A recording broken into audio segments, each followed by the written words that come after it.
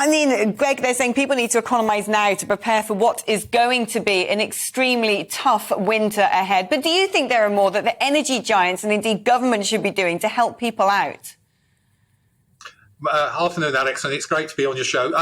Honestly, the government can do so much more. What we're seeing at the moment, it's it's sickening what's happening, these profits, obscene profits, and they knew these were coming. What we could have done in the last 2 months, for example, pump prices have rocketed by about 10p, and yet wholesale prices have come down by about 20 pence. That's a 30p difference. Plus, also, Germany, France, Spain and Ireland have cut double-digit cut fuel duty. Germany at 25p. So the government could help with the cost of living, etc., etc. And one of the most important thing they could do is introduce a body called Pump Watch, Alex, which fundamentally is an off-gem, off-com, off-what for people buying at the pumps. There are 37 million drivers in this country, and they don't have any consumer price protection whatsoever. We want everyone to make a decent profit, but profit is good, but profiteering is obscene.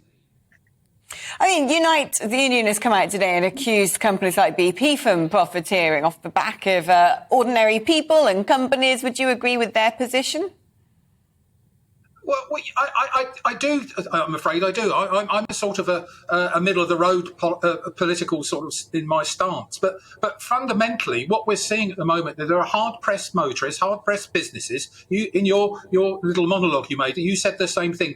Are being exploited. People are being absolutely ripped off at the pumps, and they've been being ripped off for probably about 3 to 4 to 5 months, and no one's done anything about it. And the government can do something about it.